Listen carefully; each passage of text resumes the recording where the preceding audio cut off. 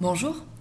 Après un court préambule, voici la présentation d'une activité réelle d'un restaurant d'une chaîne succursaliste, présentation qui durera moins de 10 minutes. Tout d'abord, une présentation globale. Dans la restauration, l'activité dicte les présences et non l'inverse. L'ajustement du niveau d'activité ne peut se faire que par les délais de service préjudiciables à la satisfaction de la clientèle. En plus des variations d'activité, l'établissement subit les aléas de la disponibilité du personnel et les délais de réactivité pour recourir à des extras. À chaque absence ou variation d'activité, la planification est à réajuster quand elle n'est pas à refaire avec les délais de prévenance. Ici, avec un simple appui sur ce que certains appellent le bouton magique, en quelques secondes, un planning légal et optimisé est ressorti. Les plannings qu'un système mathématique produit sont souvent parfaits pour que l'on ait les ressources nécessaires afin de couvrir les besoins, et ce, même avec les absences. C'est pourquoi on ajoute toujours des capacités externes, vacataires, intérimaires, auto-employés. Leur annexion aux effectifs normaux est rendue possible par l'usage du mobile. La contractualisation des accords se fait par approbation numériquement tracée. Ce sont les mêmes processus qui transportent la flexibilité auprès des salariés. Les meilleurs planificateurs, pour assurer une couverture d'activité, faite de pics et de creux, sortent des solutions très dépensières en présence qu'ils justifient par des aléas qui ne rentrent dans aucune approximation mathématique. Dans la plupart des cas, le bouton optimisation fait non seulement disparaître les temps de planification, mais également économiser sur les rémunérations liées aux présences inutiles, généralement 10%, sans démobilisation des équipes, grâce à la participation active concédée à chacun via l'usage d'une application sur leur mobile. Communiquer avec ses employés, salariés ou vacataires, sur leurs disponibilités attendues, sans dérangement ni contrainte, c'est le mobile qui le permet, dans un cadre légal où la traçabilité s'impose. L'échange de temps, c'est-à-dire la mise à disposition de l'entreprise, est au cœur d'un système gagnant-gagnant, où chacun peut, en dernière minute, trouver pour couvrir son indisponibilité un salarié ou bien même un vacataire externe qui viendra échanger avec lui sa présence attendue, bien entendu sous contrôle et grâce à l'usage du mobile. Le mobile offre également, sans contrainte de lieu ni de temps, de demander, sans déranger, à satisfaire ses organisations de congés ou bien d'absence. Ce sera également le cas des indisponibilités programmées ou bien ces changements de contraintes pour déroulement tels que les gardes d'enfants. Le mobile est également le meilleur outil pour pointer sans pointeuse, pour également tracer l'acceptation des propositions contractuelles, pour enfin véhiculer de l'information hors site. La particularité d'un restaurant, c'est principalement d'avoir une activité 7 jours sur 7 et concentrée autour des heures de repas. Volontairement, l'exemple porte sur un établissement de chaîne succursaliste de restaurants traditionnels, sans bar, donc avec une coupure service midi, service soir. Autre particularité, les brigades cuisine et salle sont composées de personnel spécifique, normalement.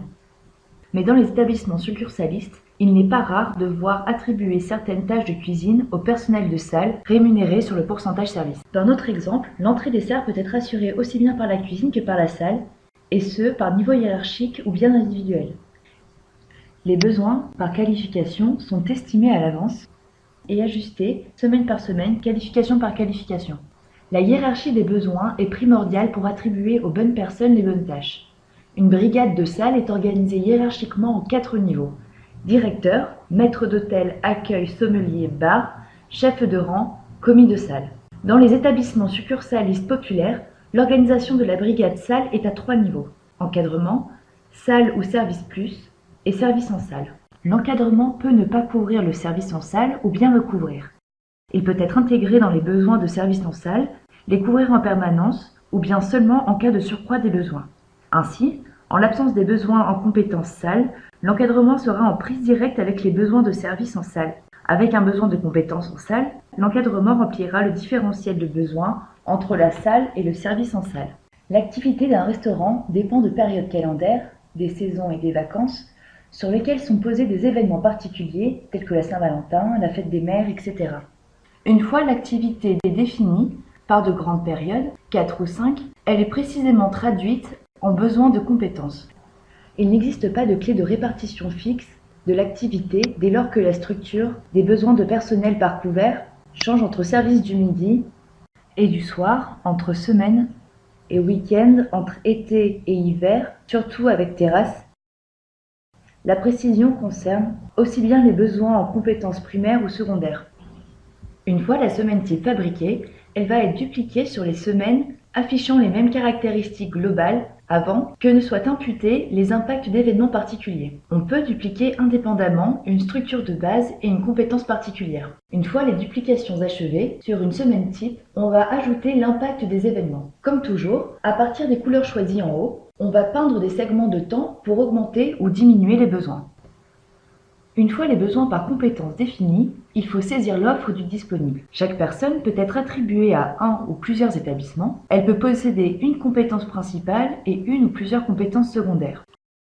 À partir des contrats de travail type, elle peut modifier ses contraintes particulières, notamment passer sur la base 39 heures de la convention collective réalisée sur une période. Au contrat seront associées des périodes de modulation ou des périodes sans modulation. Seront ajoutées les disponibilités, notamment liées au repos hebdomadaire. Au repos hebdomadaire sont ajoutées, à travers les plannings individuels, les contraintes d'indisponibilité, qu'elles soient journalières ou dans des horaires particuliers. Indisponibilité dont on va saisir la récurrence ou non par duplication éventuelle des contraintes. Maintenant, sous les contraintes légales et de fonctionnement, le système va être appelé pour matcher les besoins avec les disponibilités individuelles. L'automate va prendre en charge simultanément tous les besoins de compétences avec toutes les réservations effectuées par les autres établissements. Chaque besoin de compétences, sur le tableau de droite, est couvert par des planifications individuelles. Chaque modification de présence individuelle va impacter la couverture des besoins. En orange, les besoins non couverts. En gris, les besoins équilibrés. En bleu, les besoins surcouverts. En faisant appel à l'optimisation, nous allons demander au système d'équilibrer les besoins à partir des disponibilités existantes. Le système nous aura donné une couverture optimale de l'ensemble des besoins.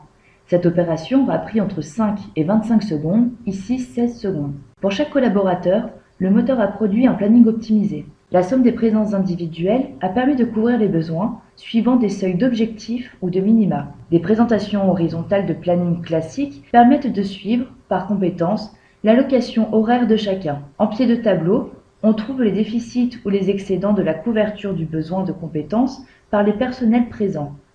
La personne ne couvrant pas la compétence voit son nom grisé. On voit, par ailleurs, que le système a automatiquement fait appel à des CDD ou intérims pour couvrir le besoin. Chaque compétence est couverte, chaque employé peut contribuer à la couverture de plusieurs besoins par compétence. Au pied du planning, une zone orange nous signale un déficit sur 2 heures le vendredi soir. Pourquoi les CDD ne sont pas venus couvrir ce déficit ? Tout simplement parce que le segment horaire est trop faible pour présenter une rentabilité à faire venir un CDD. La chaîne a considéré que l'optimum devait porter surtout sur les produits nobles de la cuisine. Libre au manager, ensuite, de combler la couverture. Le système a globalement et simultanément optimisé tous les besoins par compétences, principales ou secondaires, matchant les disponibilités de chacun et la couverture des besoins. Le tableau d'allocation des présences des brigades est affiché en établissement. Les plannings qu'un système mathématique produit sont souvent parfaits pour que l'on ait les ressources nécessaires afin de couvrir les besoins, et ce, même avec les absences. C'est pourquoi on ajoute toujours des capacités externes, vacataires, intérimaires, auto-employés. Leur annexion aux effectifs normaux est rendue possible par l'usage du mobile. La contractualisation des accords se fait par approbation numériquement tracée. Ce sont les mêmes processus qui transportent la flexibilité auprès des salariés. Tous les plannings d'information, qu'ils soient légaux ou contractuels, sont disponibles sur le système. Ils sont également consultables par chaque employé à travers leur mobile. Mobile qui, grâce au moteur d'optimisation, lui sert également pour demander les échanges de plages horaires. L'exemple d'édition des plannings légaux permet de constater que le système a fait appel à des intérimaires qu'ici nous appelons CDD. Chaque employé est averti 3 semaines à l'avance de ses plannings, comme l'impose la convention collective. Il dispose également de l'information sur son mobile. Maintenant, il suffit de constater les présences effectives au regard du planifié. Toujours par clic sur un segment horaire, on modifie la présence constatée du collaborateur.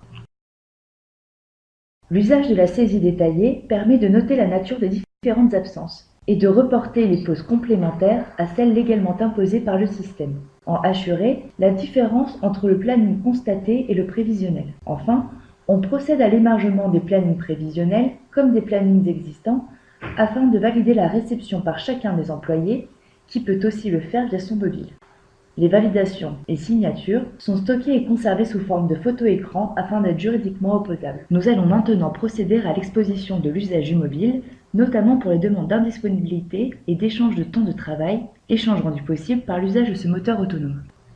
Chaque employé dispose sur son mobile d'une application sécurisée qui lui permet, après identification, entre autres fonctions, de consulter ou d'intervenir sur son planning pour demander, en cas d'indisponibilité, des échanges au sein de son équipe, par exemple. Face à sa demande d'indisponibilité, plus le demandeur propose d'échanges, plus l'appel à la solidarité sera équilibré. Tant que l'échange n'est pas pourvu, son planning signale son attente. Pour une indisponibilité plus tardive, il peut simplement faire une demande d'absence, qui sera prise en compte par l'optimiseur dans le futur. Dans la restauration, managers et chefs de brigade sont dans la boucle de suivi approbation des échanges. Ils peuvent rejeter la demande, ou bien l'étudier, et filtrer dans la liste des possibles, notamment pour faire appel à un intérimaire ou CDD. Chacun des employés autorisés reçoit une notification sur son mobile. Il peut étudier la demande d'échange, ou la rejeter, voir l'incidence de l'échange sur son planning, accepter de prendre la charge de la présence en pouvant rejeter la compensation. L'automate équilibre plus tard les modulations. En approuvant, c'est lui qui est maintenant planifié et attendu à l'horaire. Le mobile permet également de saisir et suivre les demandes d'absence, congé ou autres, les demandes d'indisponibilité sur des jours et tranches horaires, avec ou sans récurrence, pour entrer dans des roulements cycliques, de pointer sans pointeuse, d'émarger des accusés de réception, enfin toutes les fonctions que permettent un terminal d'affichage et de signature. Merci de m'avoir suivi.